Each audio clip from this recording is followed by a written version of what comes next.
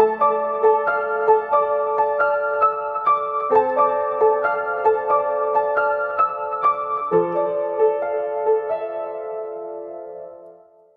everybody, welcome to Pale in Comparison, a proud member of the Doof Network.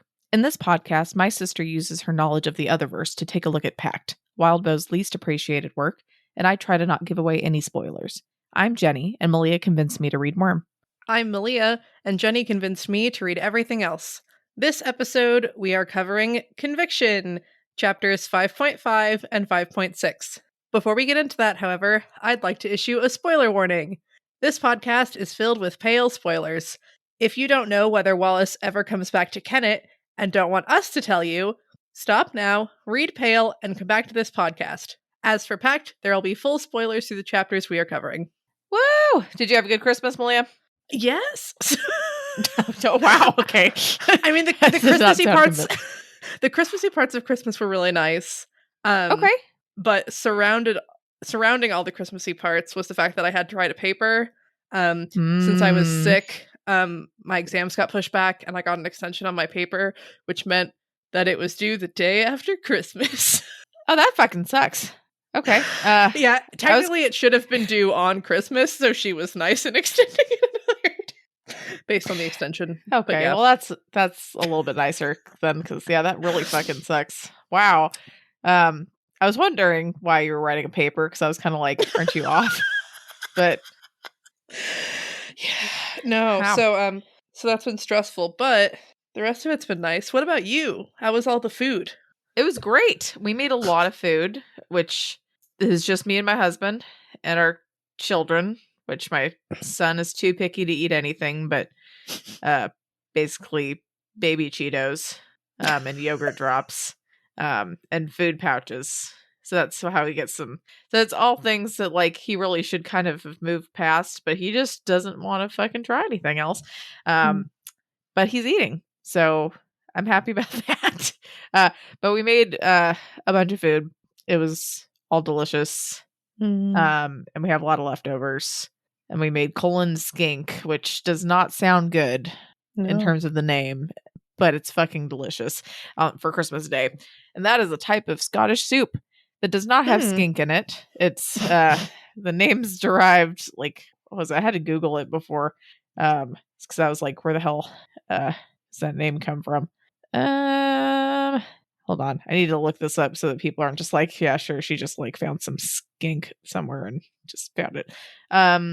Okay, so it's from originally the town of Cullen on the northeast coast of Scotland, and skink is the Scottish term for a knuckle, shin, or a knuckle or shin, whatever, of beef.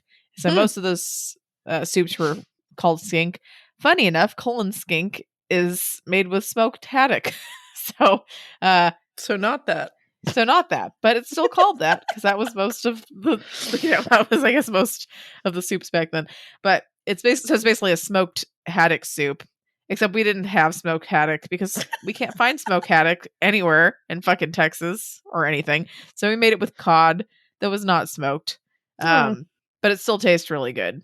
Just not really exactly like the original, but we tried. Was this like a thing from Vitalis' year in Scotland or whatever, and he wanted it Yeah, we again? basically went to a restaurant and picked it because it sounded like a really fucked up name. And then we actually really liked it. That's pretty much why. We're like, this soup is amazing. I didn't expect this. That's lovely. Yeah. But it was, we got it in some random pub or something somewhere and it was like, this is amazing. And we have to write this name down and we have to try to make it. Yeah, it was really good. I had that for dinner tonight. Nice. Yes, it was great. Yeah. Yeah, I don't know how skinks taste, but yeah, I know the name sounds terrible, but the soup's great. So, and like colon also sounds bad. Colon, well, it's possibly not colon, sounds worse. It's colon. I don't know. CULLEN, not colon. Like intestinal skink. That's what I thought. Intestinal lizard soup. Wow, that's like even worse. Okay, I Yeah. didn't realize that. No, Cullen's like Cullen. I guess the first time I ever saw that name was on a menu, so it never popped into my head that it would sound like a colon.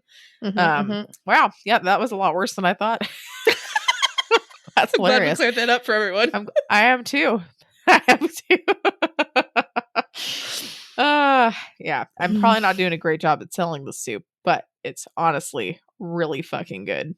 It's basically like, I mean, it's like a fish chowder or something. It has like diced potato and like cream or milk and like onion and fish, and I don't know. It's just really good. That's I'll have to awesome. make it for you sometime if you come over for Christmas next year. Yay. So, yay. But you're in Atlanta, I think. Yes. Yeah. Yes. So, a little far. You guys have a lot of good food and stuff? Yeah. I'm trying to think. Words. Ben's aunt holds a caroling party every year, a couple days before Christmas, and we went to that. And she's a really great cook, so she made like a stew and some other things. And that was delicious. And she also had like a bar that somebody's like the self-designated bartender, and he just stood there and made these drinks all night. Wow. And so I was like, I don't know what I want, and like I'm trying to explore gin, and so I was like, what do you have that mixes with gin? And he was like, tonic, and I was like, okay. And so I did a gin and tonic, and I went back and I was like, I don't know what I want. And he was like, how about a Rose Kennedy? And I was like, what the fuck is that? And so apparently a Rose Kennedy is vodka, tonic water, a little bit of cranberry juice, and I think a lime. And it's incredible. It's incredible. That sounds delicious. Yeah. Because I'm used to vodka cranberries that my friends drank in college or whatever, but they're so sweet and kind of too sad. Like, they're just way too much.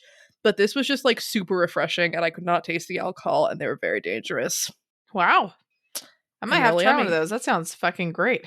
Yeah. I'm discovering all these fun drinks. French 75s, Rose Kennedys, gin and juice. Gin and juice does not fit with those other two. Gin just makes everything taste fancy. I agree, but my husband hates it. It's so good. It's good. I tried to buy this gin the other day that was like had like raspberry and blackberry in it, so it sounded really, really good. I'm not sold on the taste. I'm gonna be honest. Oh, it tastes like very flowery. Oh, like perfumey. Yeah, not so much like the berries. Funny enough. Yeah, so I'm gonna give it another chance. But yeah, it was kind of like, probably doesn't help that I like tried some of it straight up. But I like gin. I want to know what it tastes like straight up. Yeah, it was not my fave.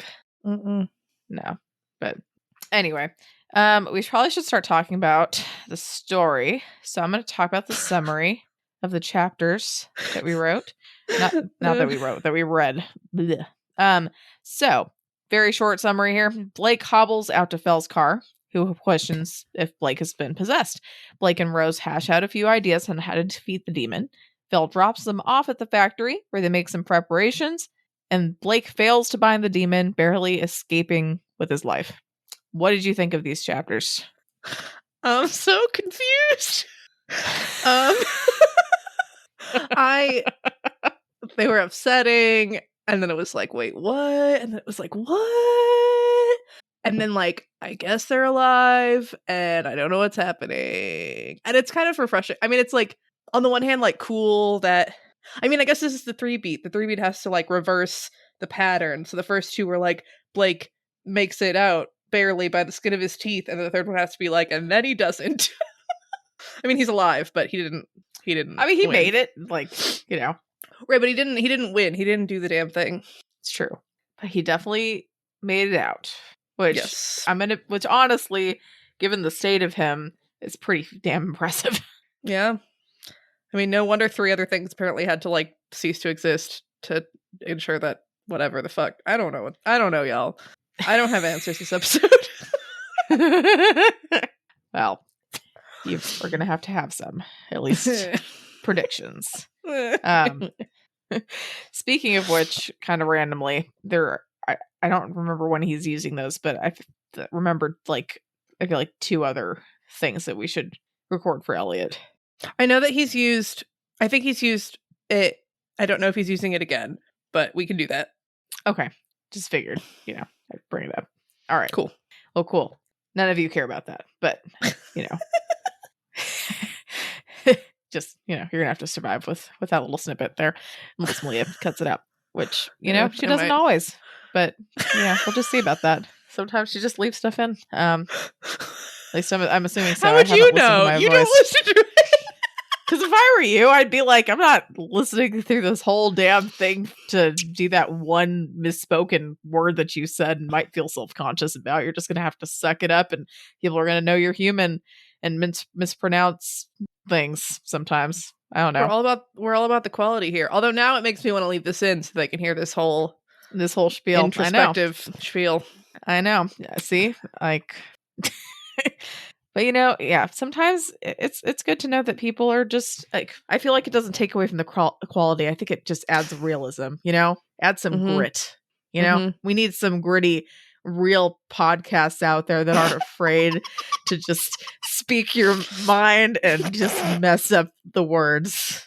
Okay. That's what I feel. That's what we're here for. That's us. For some reason, I feel like I don't know, my own vibes I feel like I was giving off were like, what's his name?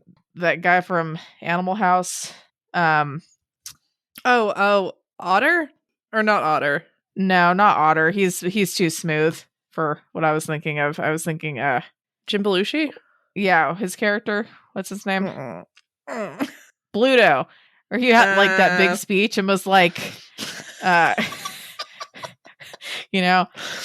what was that line? Like, let me see. Oh yeah, like, was it over when the Germans bombed Pearl Harbor? No, and it's not over now. Like, I feel like that's the kind of energy I'm giving off. Which, that is a classic movie. I know. Now makes me want the Doofcast to do an episode on it. All you that would be interesting. Council of Doof people, y'all should nominate it. Yes, because it is classic. It's, definitely like a little bit of rude, crude, and socially unacceptable, but as were many movies back then, and as many probably will be. But it was pretty funny still. It's really funny. All right, we're all about the tangents, but let's get onto the chapters. All right, so we're starting. Blake tries to get into Fell's car, but Fell thinks Blake might have been possessed. Rose tries unsuccessfully to convince Blake to rest for the night and to try to deal with the demon later. Blake ends up swearing not to go through with it unless Rose gives the okay, and then Fell finally allows him into the car.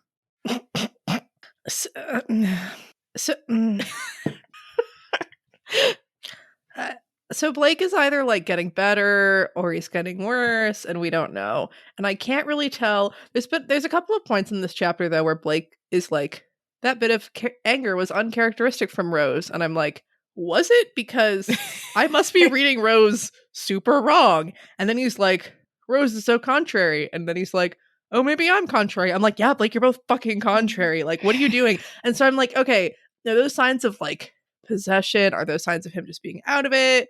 Did he just forget that Rose gets pissed at him a lot?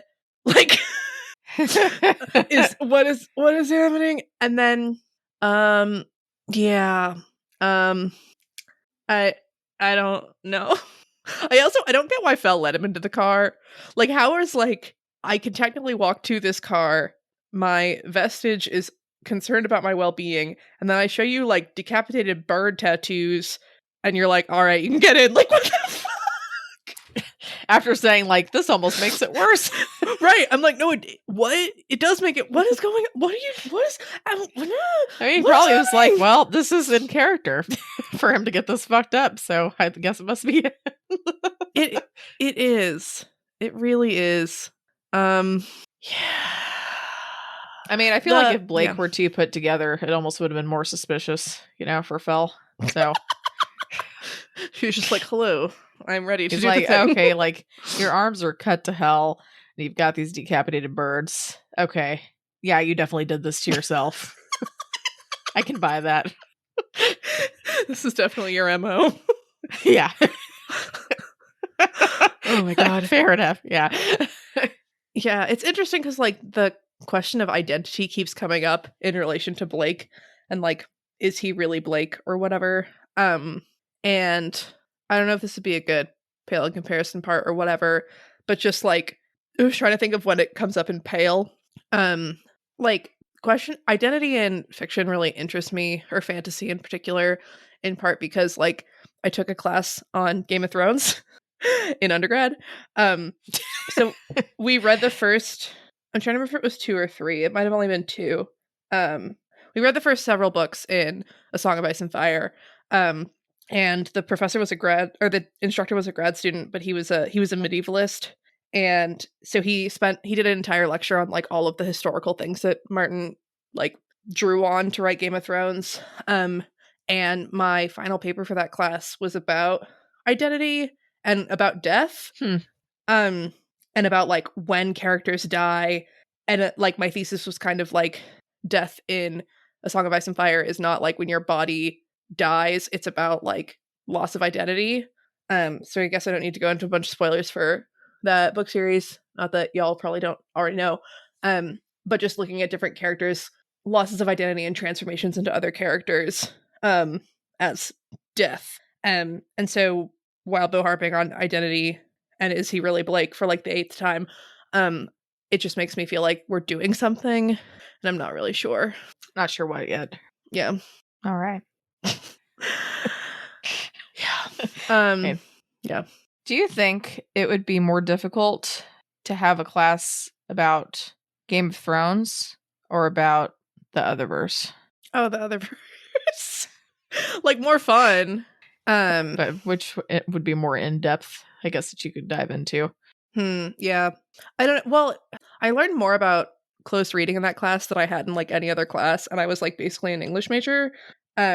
Like there's a scene in the first book where Catelyn Stark is walking on like a very narrow bridge thingy, and there's like one of Robert Baratheon's bastards leading her, and there's like a white donkey and it's snowing and whatever. And we like read that paragraph in class, like really slowly and all together.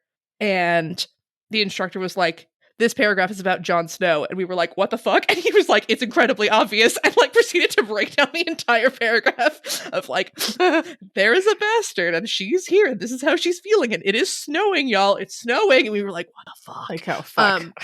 So like that class really made me appreciate those books a lot more in terms of like actual pieces of literary whatever. And I mean, you could probably do that with a lot of Wild Bow's work as well.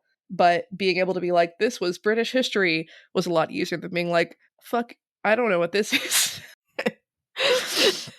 That's true. I mean, he is really good at taking things like from literature and different myths and legends and stuff and putting them making them applicable to the story. I was gonna say, I think the problem is he draws on so many sources, like so many more sources than someone like George R. R. Martin, who, I mean, like, he basically had the War of the Roses, like, in his books and shit like that. Whereas Wild Bow, oh god, they mentioned Kepri in here, and I didn't even put that in the notes, and I couldn't think for 15 seconds. I was like, fuck.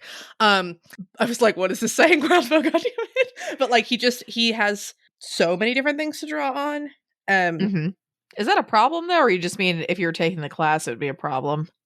Yeah, I just mean it would be more difficult for me, who has trouble deciding on things, to make a coherent argument.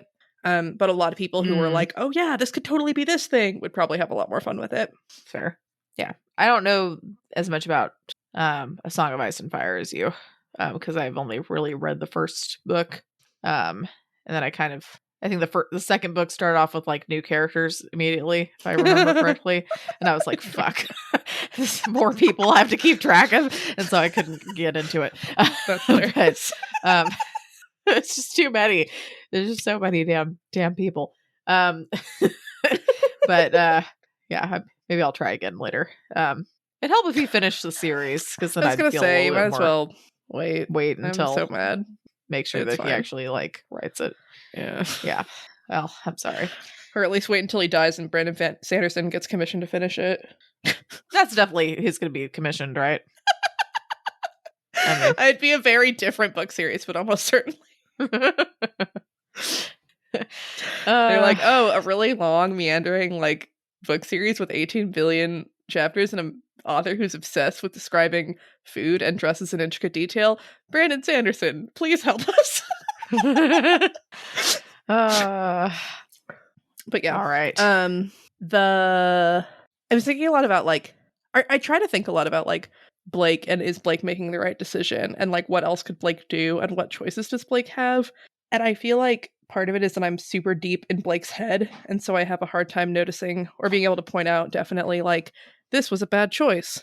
Is he making the right choice? Is this a good thing? Is this a bad thing? And I've definitely defended Blake's decisions, and I'm really trying to question them more. I think this was a bad decision, especially because I went back and I read what the whole deal is with the capturing the 3 dudes, and like capturing the 3 demon thingies means that if he did it in 3 days, then Conquest would try to get them back into Hillsglade House.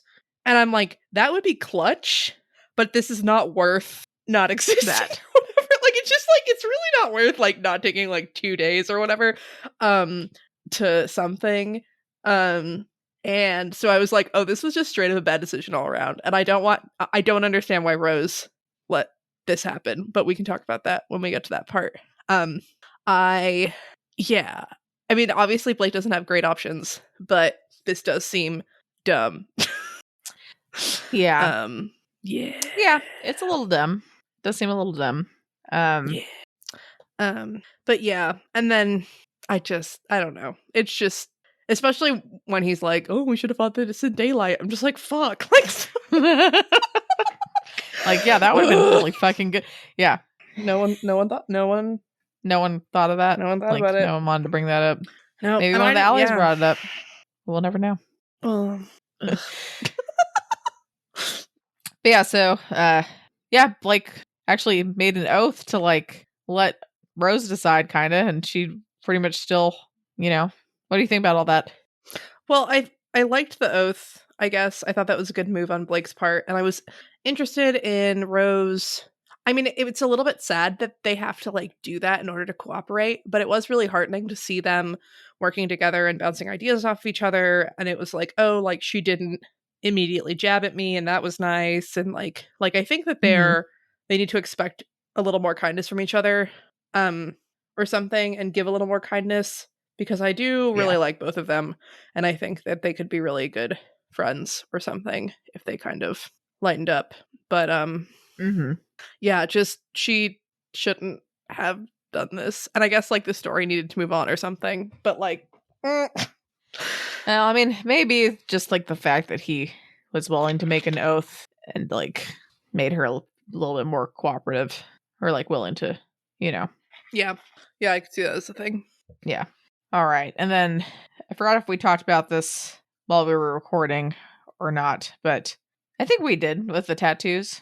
Okay. I couldn't remember if that was like before. Never mind. Yeah. But yeah, the tattoos look jacked up, and Fel's. Oh yeah, we did talk about that. Fel's like, this is totally you because you look so fucked. So welcome into my car. You definitely not possessed, man, because you definitely did this yourself.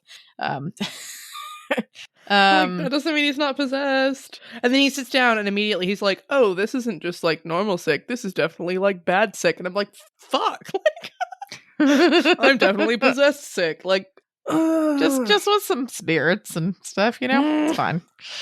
All right, so on the way to this factory, Blake and Rose brainstorm different strategies that involve light, fire, energy, and creation. Yeah, so we learned the choirs.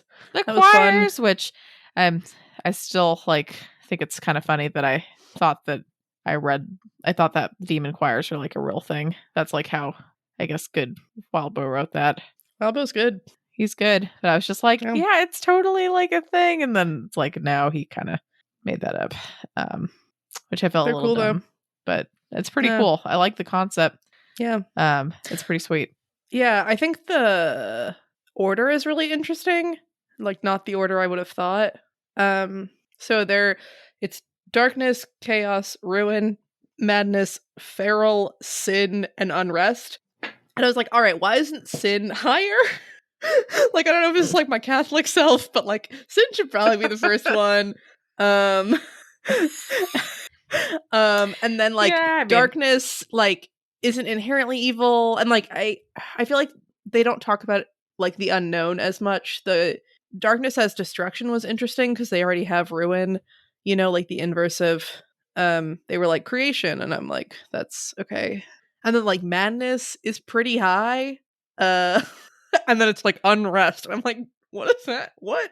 Like, what that does could just it be like, mean? I'm uncomfortable, or like, there's a horrible riot and everyone is dying. Like, Yeah, I'm sure that like using like like our hospital mattresses pretty much are like, you know, the demon of like unrest right there. like, Because that's like yeah. ultimate discomfort. Like these mattresses suck ass.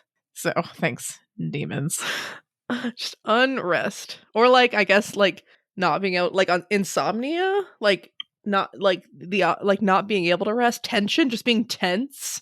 Hmm. When I'm kind of afraid of flying, and I used to be like really afraid of flying, so much so that I like couldn't even listen to music or do anything, and I would just like sit there with my like hands on my thighs, and my thighs would be like clenched, like tense for the entire like 6-hour flight or whatever it was to get from Hawaii to anywhere, and that sucked. That does suck because I never had a problem with that like at all. So I'm kind of wonder where you got that, because you would have thought that like after years and years of having to fly places, you would have gotten more used to it. But Well, and it's weird because I didn't have a fear of flying when I was little. I thought it was real fun and cool. Like, just like randomly, Yeah. I was like, what if I die? And then I've What if never I been die? able to shake it totally. Yeah, I think it's the like fact that you can't control it and you're like so high up and just like that's fair. But I mean, planes are pretty safe for the most part, though. yeah. But yeah, no, fair enough, though. That's rough. Yeah. Yeah, and they're talking about the demon, and it's like the first choir. I'm like, that sounds like a huge deal. And then they're like, yeah. And then Blake's like, wait, is it darkness or was it something different? I thought I heard something different from somewhere else. And I'm like, did you hear something different? Like, am I not remembering something? It's been a while. Is that something that like an ally said? But how could it retroactively change that memory? So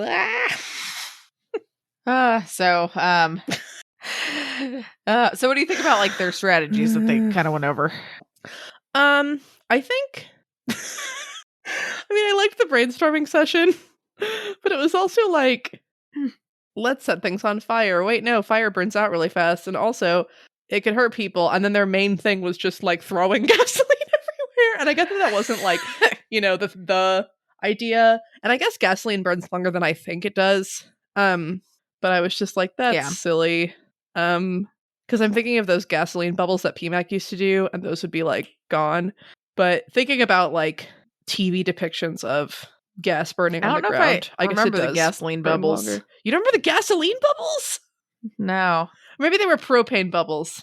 Maybe this makes a lot more sense now that I'm thinking Describe about it. them so that also the listeners All have right. a clue. I don't think it was gasoline, gasoline, y'all. I'm sorry. I think it was propane. And I think so. He had this thing. Our math and science teacher in high school. There was this like metal tubey thing, and it went to the end of a thing. Very descriptive. And he'd hold it up, right? And and there'd be a somebody would hold out a meter stick, and there was a piece of paper taped or like tied to it, and that would be lit on fire, and and the person would be holding it out like really far away from them under the thing, and like this bubble would happen. So like it was like this bubble would happen out of the big metal thing, and it would slowly fall. It would slowly fall, and it would touch the flame, and it would go poof, in this big. I can't believe you don't remember this. Okay, let me just tell you. Do you remember the static electricity machine? You don't remember the static electricity I don't remember that, but okay, let me just tell you. I think I do kind of remember the bubble thing, but it had nothing to do with your explanation, because as someone who's seen that before, that explanation did not do it. It was a big bubble, and it fell on fire, and then it burned. And then there was a static electricity machine, and I don't understand this. This one was weird. So it was like you touch it, and then you touch people, and it would like zap them. And then they did this thing that was real horrible, where they made a chain. So everyone was standing on these plastic Oh, I do remember bin that. lids holding hands. And it got worse the more people that were in the chain or whatever. And so then the person at the end like slapped someone or whatever, and they shocked them, but it also shocked everyone throughout the entire fucking chain.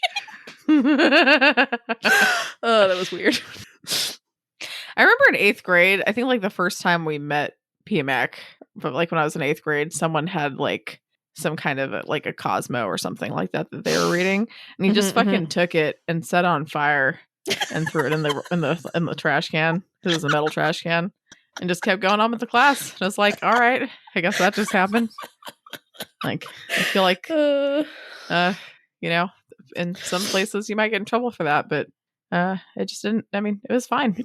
It was fine. Yep. He really loves the Red Sox, and someone had taped a poster of Aaron Rodgers, the like Yankees guy, to his board, to the chalkboard in one of his classrooms, and he lit it on fire while it was on the chalkboard, and it fucked up the chalkboard pretty bad, and so he had like something in front of it for like the rest of the year to hide it from the administration. It was pretty good. Yeah. Those are the days. Those are the days. All right. But yeah, so gasoline, interesting. I really liked the neon light idea of getting someone to like make a neon lit diagram, and I'm just imagining them like dragging it out there and having some like generator or something to like power the thing. Just like standing in it like Zed. If Zed was gonna bind this demon, he would have that. I feel like I could see that. And fucking Fel, like I feel like Fel actually kind of likes them against his best wishes. Better adjustment. Yeah, because he's just like, I would be offended on behalf of practitioners everywhere, and I'm like, you're funny, like this is fun. And he gives Rose like advice to like be nice to Blake later. It was just like, ugh, I love him. So I'm like, yeah, which I don't know if I'd say he likes them exactly, more that he's just like a decent person. Yeah, even if fair. it doesn't seem like it all the time, but yeah. Yeah, I'm glad he gave Rose that advice, because it's like, holy shit, you know that every time you like are slamming him down or almost gainsaying him, you're hurting him, right? Like, but she did better, I think, after that advice was given, at least, because it was like, geez, like, for being smart, being pretty fucking dumb. Yeah, they both have definite blind spot weakness things. Mm-hmm. For sure. But yeah. The car battery thing was funny too. I'm like, what are you gonna do with the fucking car battery? I guess that was for the lightning. I was like, what is yeah, but before we move on from this section, I wanted to say the whole like the other versus English class was interesting, and I liked it a lot in terms of like there aren't clear answers. It's a whole lot of symbolism. It's a whole lot of like what you can justify and what like makes the best story, kind of. And if a bird does the podcast they were talking about doing, I think that'd be a really interesting place to start, is that passage and talking about how the Otherverse is about literary interpretation and stuff as like a foundation for understanding the whole system. Because I feel like I tend to want to understand the rules more, and I tend to be like totally thrown off when he introduces like a new type of practice or a new type of other or whatever, because I'm like looking for the like intricate rules, and like there are rules, but it's also like this guy can manipulate words and shit, and that's a whole power. Like, I don't know, it's awesome. Yeah, it's pretty cool. Yeah. All right, next part. Fel drops Blake off at the oil factory. He proves that he can get out of the car and carry the gas canister all the way to the clearing or edges of the woods by cheating. Blake and Rose talk about how to defeat Conquest and Poos, and then they prepare for the factory demon.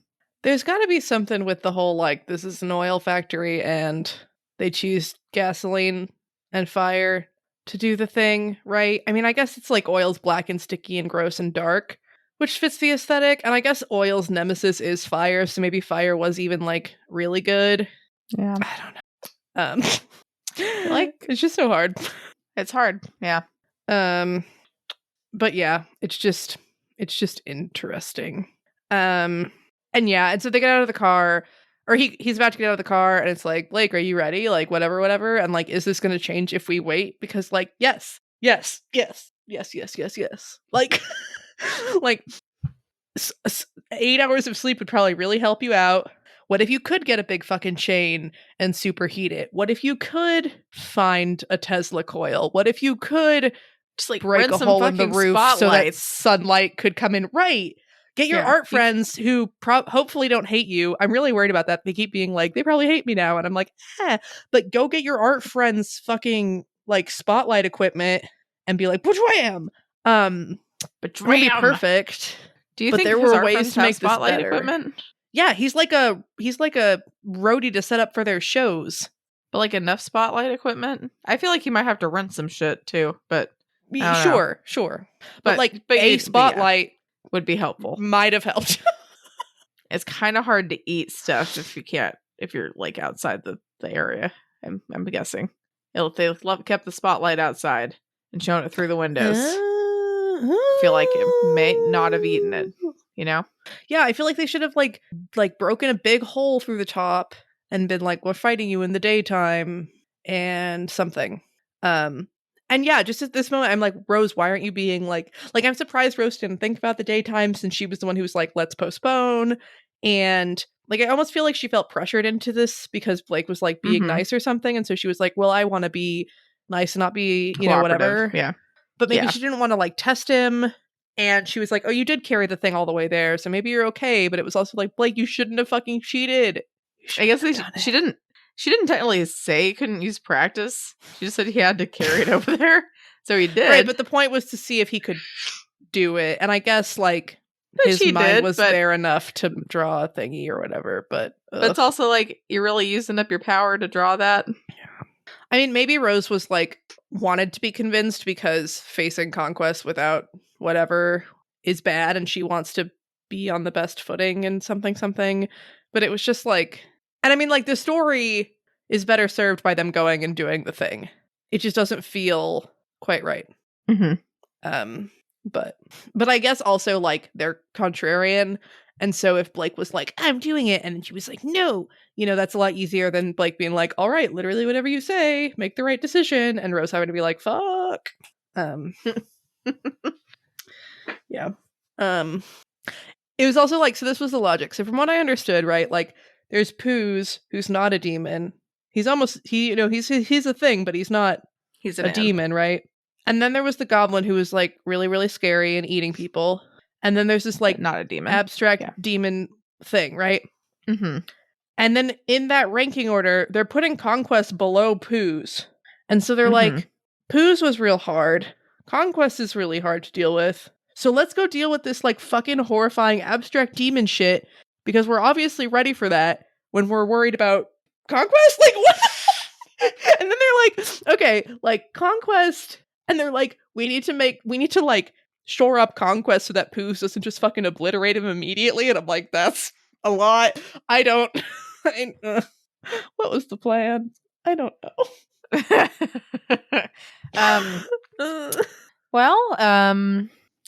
I think they were both a little bit pressured by the time limit, and Rose wanted to, you know, work in good faith, you know, with Blake because he was kind of trying. Bad choices were made. Yeah. But you know, we'll get there. But Yeah. So I feel like I should have gone back and read when they talked about the demon with the knights, but like I don't understand the like don't look at it thing. I don't really remember what that's about. And also I kept thinking that Blake was looking at it because he describes it in detail and stuff, but I guess it was real big. And peripheral vision or something is fine. Yeah, I'm kind of like thinking of it as kind of like, not quite, but kind of like the basilisk in Harry Potter. I mean, not to where like you only have to look in the eyeballs, but like, yeah, where it's kind of like it's gonna get you. You can't look straight at it, but yeah.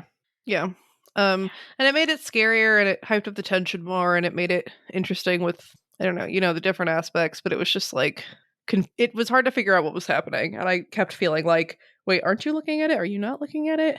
And then the whole like sentences where he's describing things that he's not fully describing because the thing that he's describing has never existed or whatever anymore. That was also really hard. interesting though, right? Like, yeah. Yeah, I mean, we're not there yet, but that, yeah. I just continue to love Evan and Blake. Rose is like, don't be a jerk, Blake. And Evan's like, he's not. When Blake's like, I'm not. And I'm just like, Evan understands you. Like, yeah, I know. he would never be a jerk to you. And just like, Blake loves birds and he's a birder, and that was all really nice. And he was like, Evan, don't go in there. And I'm like, good job. Because at first I was like, Evan's probably useful. But then I was like, thank you for telling Evan to not. And then Evan like didn't until he really needed to. And like, that was all sweet. And I was like, yeah, y'all look out for each other. Sweet. Yeah. Yeah. God. And then he's like, oh, my legacy. And I'm like, shut up. Like, I get that you maybe don't have a lot else going on in your life or whatever. But if you are dead, it doesn't matter. Yeah, or if you if you're dead or you don't exist or whatever, it does not matter. Yeah, and I mean, I guess the thing is, he just really wants to like still exist. He wants to make a dent. Yeah, yeah, and I guess I get that, but he just, yeah. Oh my god! And then when he's like, "Hey Rose, do you think your parents are gonna miss you?" And she's like, "My fake parents who don't exist," and he's like, "Yeah," and she's like, "Yeah, of course they'll miss me. Why? Like, what do you mean why?" It's obvious that Blake doesn't think his parents will miss him. Fuck. You didn't need to ask that. God damn it, Rose. Isn't that hard? I mean, I guess it is, though, you know? Some of this stuff, yeah. I guess it is hard. Because, like, yeah. She's still, you know, they still are like, oh, like, he's the male version of me, she's the female version of me. And so maybe it's just hard to, like, be like, oh, like, his parents are... Get it. Yeah. Yeah, she doesn't get it. She doesn't get it. I know. Poor Blake. So, he basically throws a wreath inside and gets inside of it, draws a diagram with gasoline and a torch, can hear the demon circling around him. That's like kind of the start of it, at least. And then Rose starts trying to talk to bind or work on binding the demon, which, nice try. Yeah, she's really good at the whole words and stuff. And I think it was really funny when Blake was like, I don't remember what the word was, but he's like, wow, if I heard words like that and I was a demon, like, I'd be intimidated. And I was like, yeah, this is so good. Like, this is so cute. I love you both. And I was impressed that Blake could remember the Barbatorum diagram from looking at it like twice. That was cool. It would have been real cool if it worked. Would have been so demon cool. Noticed. Yeah, gluttonous demon. It's real spooky. It's real spooky. The whole like the guillotine mouth and the arm thingies and the spider thingies and the dragging things and just like, oh, it's a lot. It's a lot. It's fucking creepy. Yep. So yeah, the demon consumed a ton of stuff, including at least 3 possible allies that they can't remember. Rose attempted to bind the demon, and he ate most of his name before they could hear it, which, what a loophole. You know? Like, it's like, oh, I'm technically giving it to you, but I'm just eating the sound or eating the words as they come out. Which is so rude. It's rude, yeah. And like that, and then the whole like, also, it can, like, challenge me to a contest of its own choosing to not have to tell me its name. And I'm just like, wow, the Kenneteers think that the system is fucked. Like, they should be Diabolus. Like, my god. They should not be Diabolus. I mean, okay, they should talk to a Diabolus and then be like, wow, your life sucks. Yeah. Like, I feel like, on the one hand, like, the system is like, when you're a Diabolus, it's like, oh, everything you can get that subjugates others, i.e. demons, is good. Yeah. But it sucks. It sucks so bad. It sucks. But yeah, the first time I was reading it, I do that thing in action where I'm like trying to get through it so that I can figure out like what's the outcome kind of a thing. I have a hard time imagining action scenes, and this one was particularly hard, but there were moments where I was like, is Blake wrong? Am I wrong? Is the text wrong? Because it's like it bit down on something, and I'm like, is it biting down on itself? Is it like eating itself? And then explicitly it was like, not on itself. And I was like, what does that mean? And it was like, there was red blood now. And I'm like, that's weird. Like, it was just a lot of like, are there other things? Wait, no, that doesn't make sense. Wait, what is going on? Yeah. And so I didn't get it until he was like, yeah, the allies, but I was proud that I understood something. Yeah. I think part of it is like, you know, getting you to feel the same confusion he's feeling too, because he's like, you know. Right. But I was thinking about like, when does this narration take place? Slash, like, does the narration take place in the present, but it retroactively, like, it erases things that the demon has erased, so they never exist in the narrative, or does it only erase them a certain amount of time? Because like that's super interesting, and yeah, helps with the Mhm. confusion and kind of the numbness at not really feeling a sense of loss.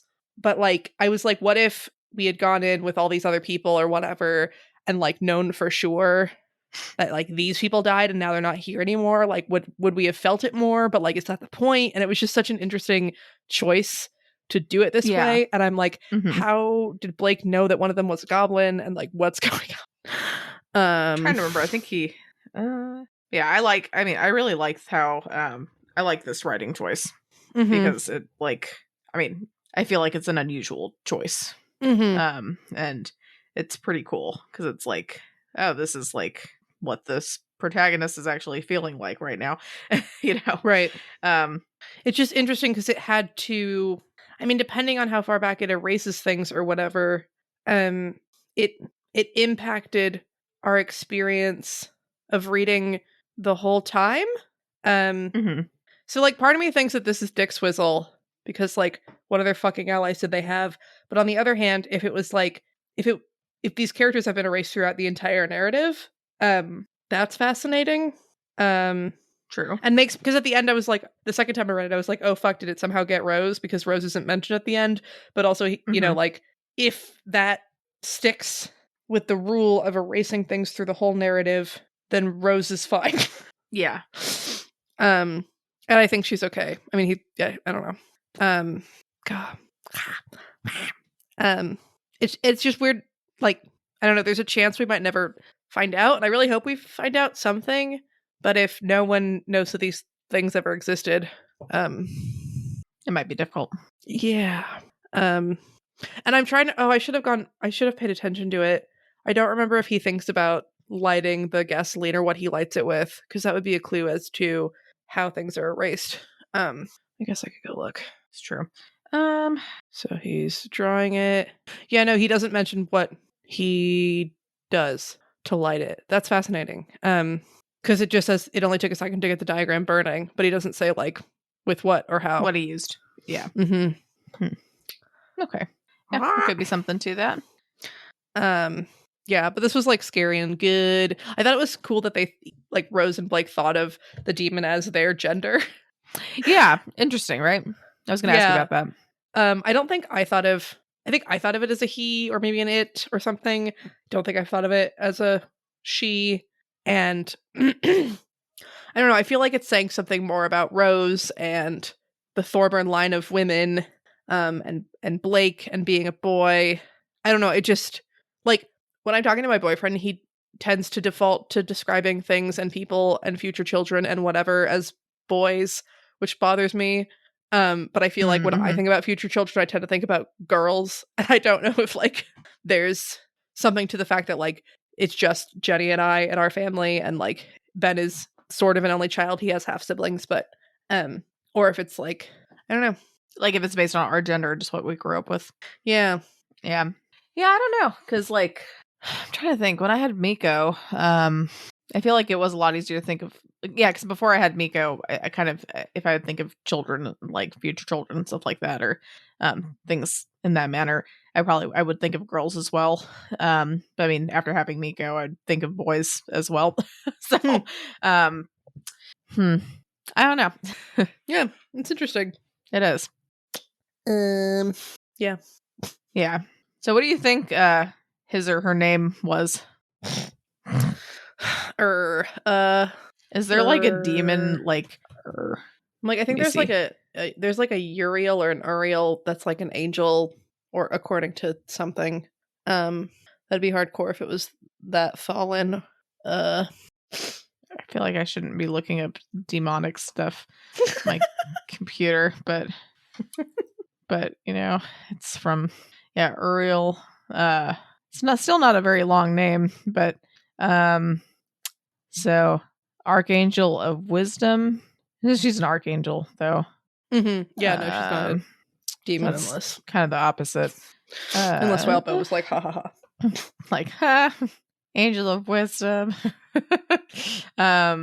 Demonic Paradise Wiki. So it's kind of, they have a wiki for everything, man. It's like, dang, they really do got like demon. Well, nothing's popping up on that, unfortunately. What the hell is that one? It's Nyarlathotep. Nyarlathotep. There's some names. I'd be very interested to see what that that was supposed to come from, though. Like what the name was supposed to be. So Blake basically goes through a bunch of stuff with this demon, and manages to escape. Lots of help from Evan, barely escaped with his life, and yeah, existence. Exactly. Basically, he still exists. So yay. Yeah, I was super proud of Blake for being like, no, let's leave.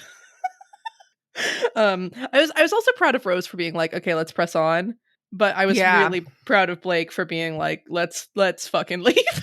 Yeah, that's when you know shit's really bad. You know, when Blake is saying like, we need to get out of here. Yeah, that's when you know it's real bad. And I wonder if it's like Blake doesn't know what he's doing, or there's not as developed of a bond or whatever. And I mean, like, Snowdrop and Avery, I don't think can literally read each other's minds. Whereas like he did understand, like, oh, Evan says we should leave or something. But I expected a little bit more communication or something between them. Once I was thinking about it more. Like how Avery feels Snowdrop's presence more, as opposed to like, what was that? Oh, it's my familiar, weird. And like, oh, I see the connection thingy, not like, oh, I can literally tell where he is without thinking about it or whatever. So that was kind of interesting. But very proud of Evan saving his boy. Very proud of Blake preventing Evan from getting eaten. Yeah. Also proud of Blake for, I mean, Blake is just so good, but like going and risking himself to make sure that Rose got out of a window like faster. Although she might get totally fucked up if he got, so maybe he shouldn't have necessarily done that. Also, he should have probably been like, this is what I'm doing now, Rose. But yeah, the whole like 50 feet, like it just, I don't know, real good, real drama. Also, like, I'm gonna pick up this demon arm, I guess. Hopefully that's helpful. I don't know. Yeah. Hopefully. Yeah. Yeah. Creepy. Yeah. I mean, I feel like if anyone could make use of it, probably Diabolist, right? So, like, what this is supposed to be like a moderate demon? Is that right? Like minor to moderate? Yeah, well, I was like fascinated by like, again, just thinking about Poos and this thing and Barbatorum. Like, I don't think Barbatorum's like, God, what is its name? Ornias or whatever. Like, I think Barbatorum's maybe like moderate E or something.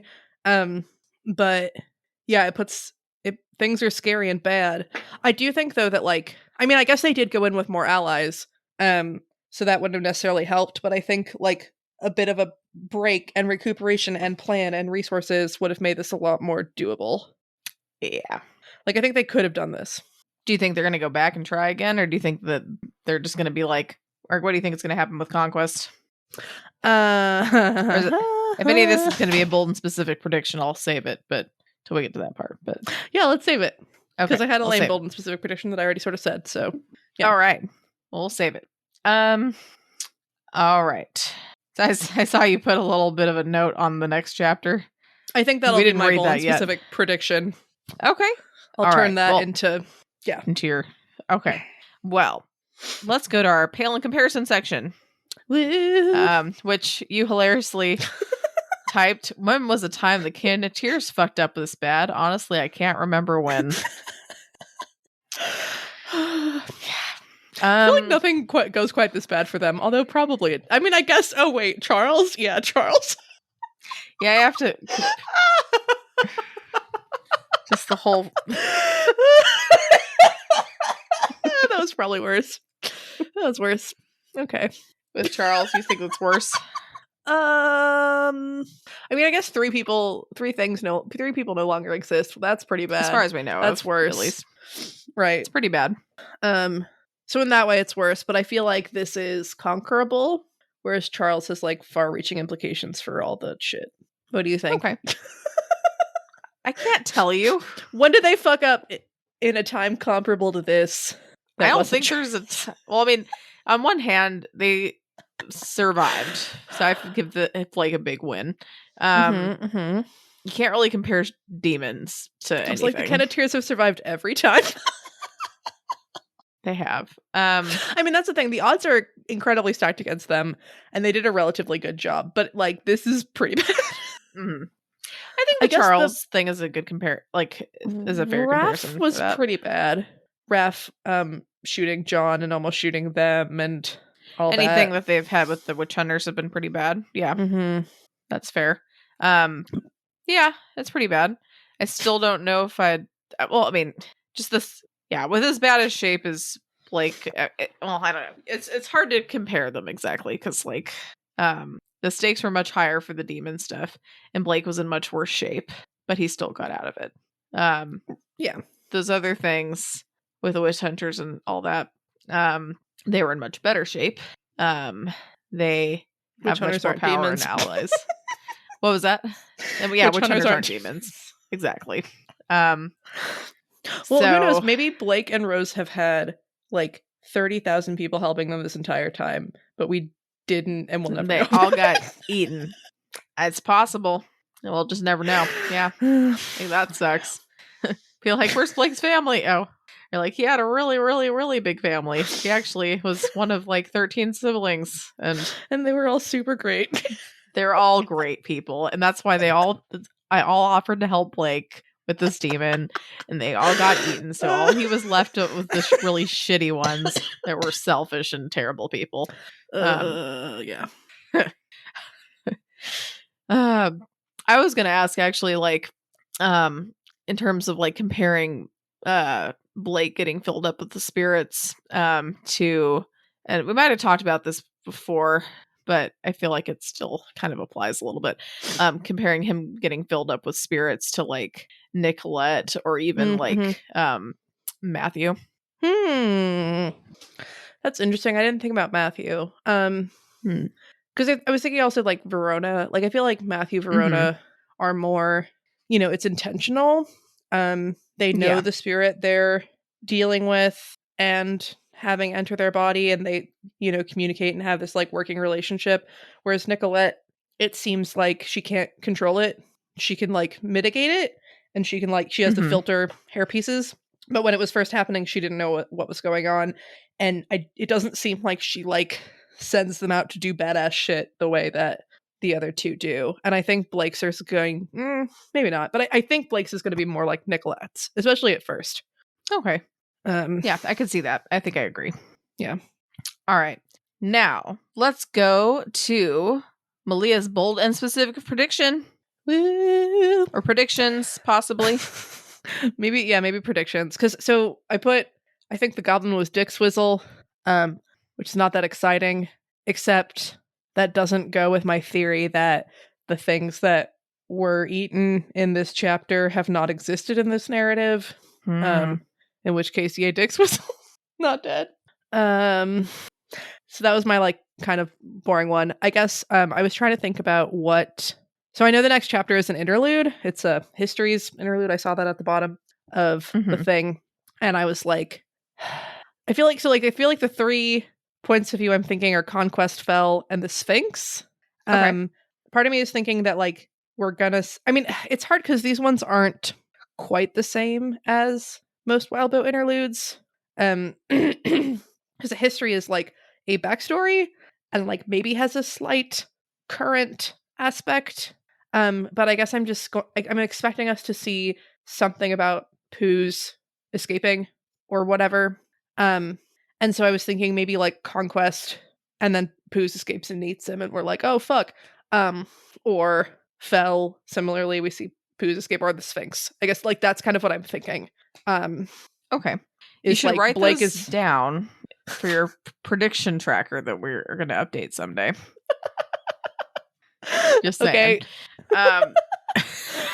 But But yeah, I'm imagining like Blake is in the snow, and he's like, oh fuck, and then we're like flash over to these people, and we're like, oh fuck, because I don't know what time it is, but I'm assuming it's like midnight or whatever. Hammer basically. time.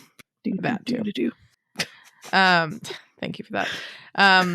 Okay, well, just to ask, because I asked this earlier, and then I said we'll save it for the prediction part. Do you think they're going to come back to try to tackle this demon again? Yeah. Okay. Do you think they're going to succeed, or? I think based on the rules of this narrative, everyone that we know exists, from what I'm guessing so far, everyone that we know exists dies after Blake. So either they succeed, or this is the thing they face at the very end of the story, and Blake gets eaten. And then there's no more story. Very last thing, and then there's no more story. So I think that they'll face it again because Blake is stubborn and wants to live up to his promise to Evan. Okay.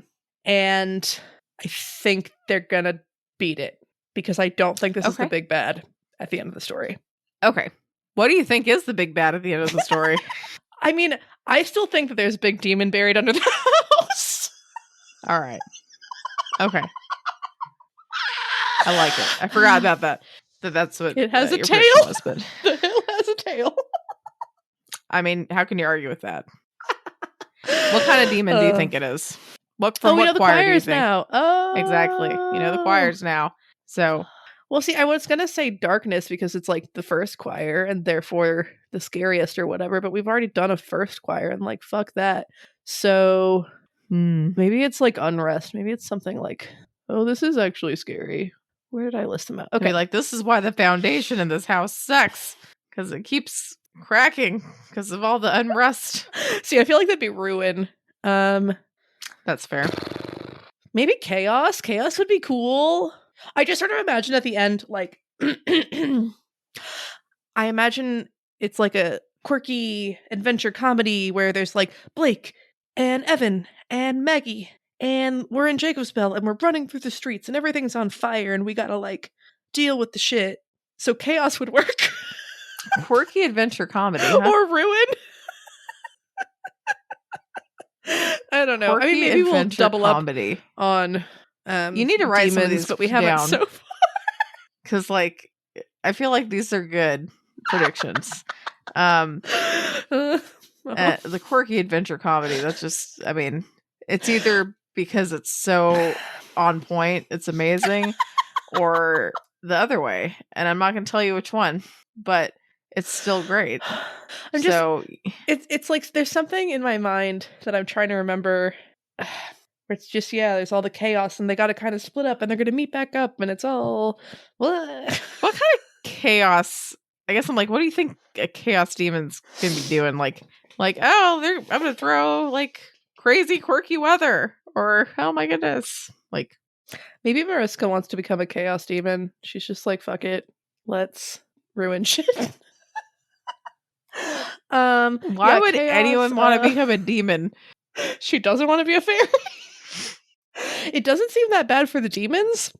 Like chaos doesn't seem that bad, you mean? Or like, well, I think they're having an okay time. I don't think Poos is like, wow, I hate this. I think Poos is like, yeah, dead animals. Oh, you mean you think the demons are having a good time? Yeah. Okay. It's an interesting take. So you're like, Maricica's gonna like this because yeah. All right. I mean, I'm not, that's a new one. So it's all about your point of view.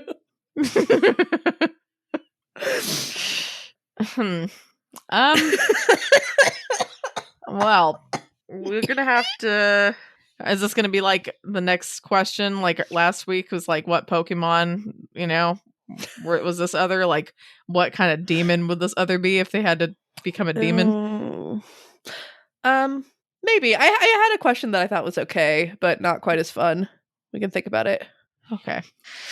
Speaking of, shall we talk about last week's discussion question? Yes, let's talk about last week's discussion question, which was, if you pick a character from Pact or Pale, if they were a familiar, what Pokemon would they choose as their animal form? And we had some very passionate people, some people who know their fucking Pokemon, some that we just have a bunch of bullet points because they just listed a bunch of people. We're just gonna list. Yeah. So, yeah. In fact, like, yeah. We'll just start going through a couple of them. I'm gonna read these first two, Malia, and then I'm gonna have you read the third one because Okay. you have a special way you're gonna read it. Okay. So Captain Rhino says, Cherry Pop is a Magikarp, which hilariously autocorrected the spelling on that.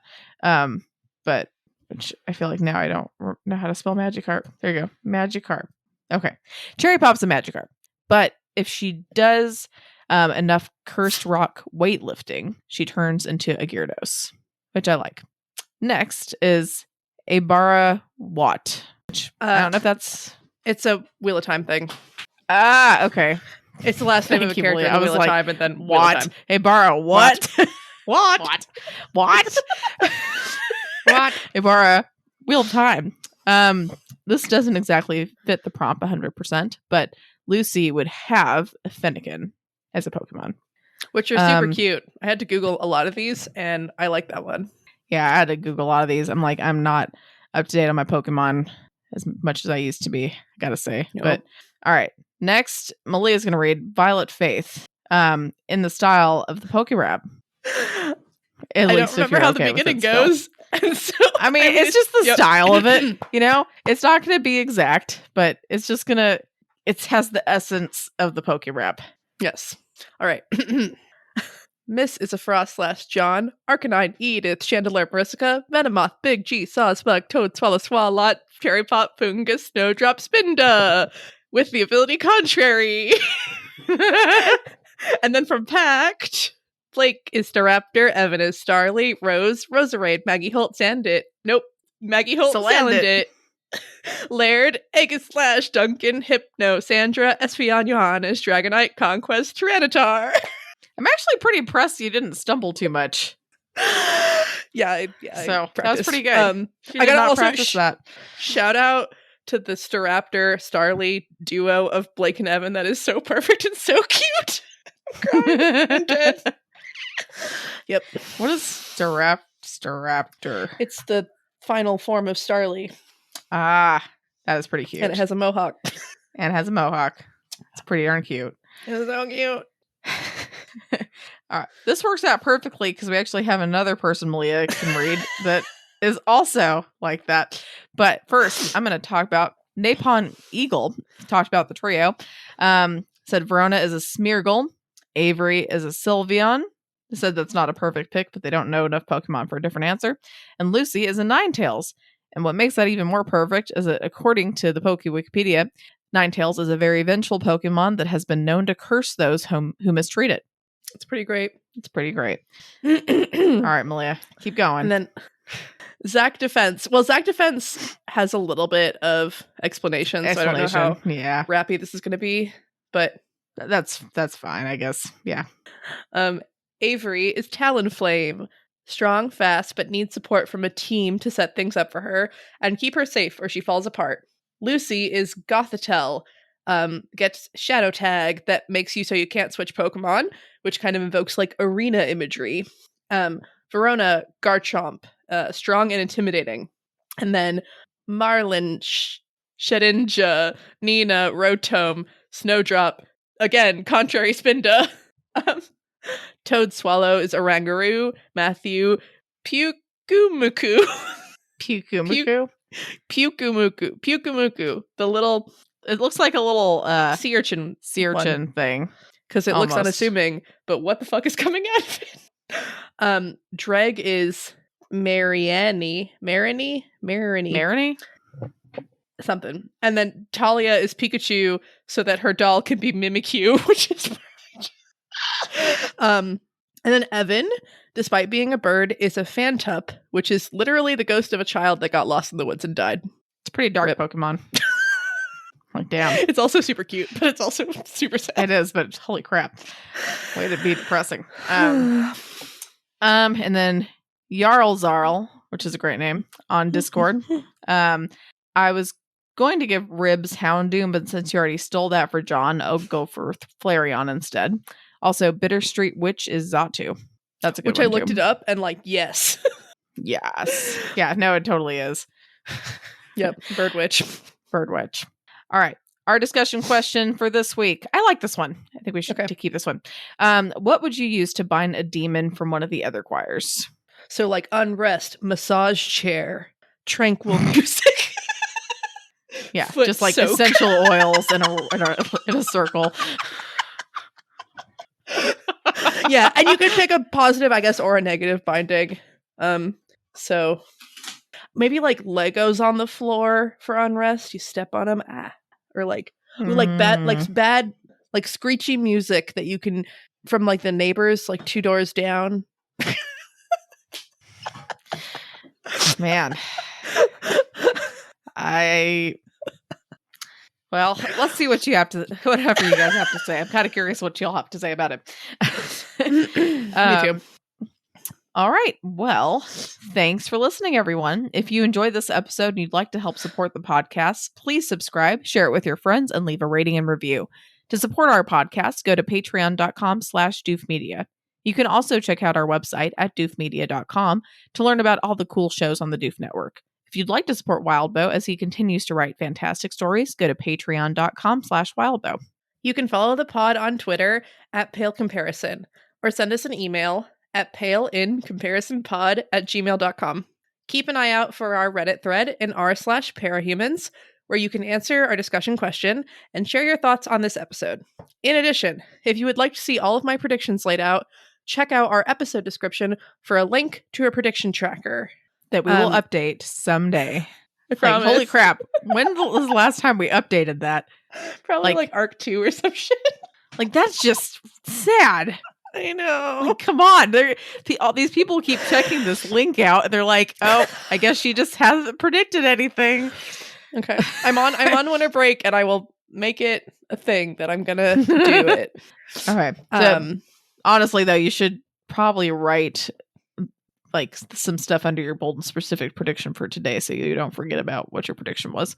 But also just to say, if you guys, I'm sure you've heard of Pale Reflections, but if you haven't, or like if you've stumbled upon our podcast through some other means, or if you are just reading Pact and are listening to us but haven't gotten into Pale, you should really think about getting into Pale. It's still going strong, and Pale Reflections is a fantastic podcast where they analyze the story, and Ruben and Elliot do a really good job. It's really fun to listen to, so you should definitely go check them out. Yeah, especially for this last week. Apparently, Elliot was doing it alone, and Ruben sent in some funny clips of himself saying some stuff. And some of those things might sound familiar, so you should go listen to it. Woo! You should go listen to stuff. Yeah. Be pretty and sweet. Also, again, tell Matt and Scott to do Animal House, which you can do by becoming a patron of Doof Media and forcing them to do it. You can force them to watch stuff and comment on it. All the power. Man, I wish I had like our dad's evil laugh, because he has the best evil laugh I've ever heard. It's so awful. Here, wait, another surprise Disney story. I'm afraid of everything.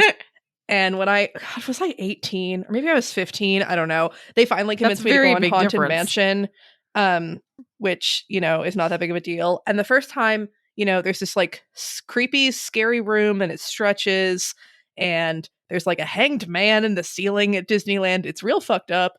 And Dad was super nice, and he's like, oh yeah, isn't that sort of funny? And oh, this is all fake. And like, oh, don't, this is going to be kind of creepy. It's fine. Don't look now. And I was like, okay, I can do this. And then we went on it again. And right when the lights go off, Dad goes, except way better. And I screamed and started punching him. And he just laughed throughout the entire stretching room. And I was very mad. Yeah, it was a really good creepy laugh, though. I mean, it just made everybody else's ride better just from that, because it's kind of perfect. All right. Our fun fact for this week, since it was just Christmas, I figured it was fitting to give a fact about candy canes. So the world's largest candy cane was made by Swiss pastry chef Elaine Roby in 2012, and it measured reportedly 51 feet in length. Which is that in the meters? In the meters. That's 15.5448 meters approximately. Which is a lot of meters. A lot of feet and a lot of meters. Yeah, so, I wonder if did it curve around? How thick was it? Those are all good questions that I don't have the answer to. I probably could try to Google it, and I'm not going to now fine. Because it's a mystery. It's almost 11 and I need to go to work tomorrow. So mystery. Dun, dun, dun. It's a mystery, except that it's not. My life has been a mystery. Is that so? You've been dead. What the fuck are you saying? Okay, so y'all should all Google Mystery by Hugh Laurie. It's real good. All right. I'll do that later. Thank you. Okay.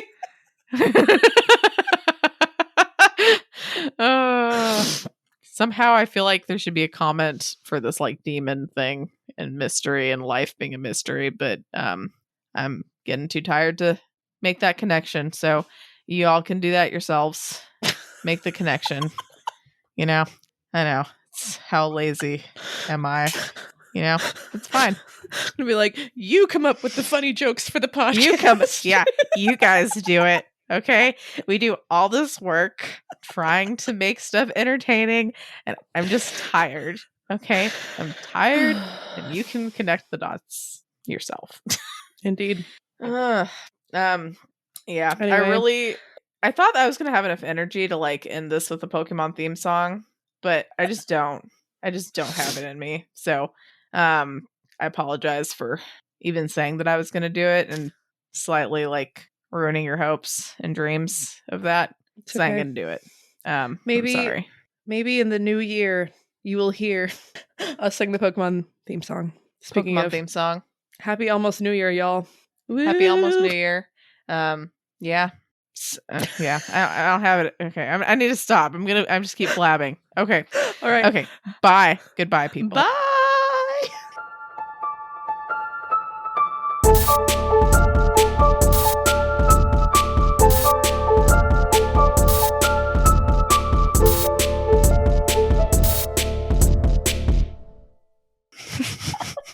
Can't even stop it.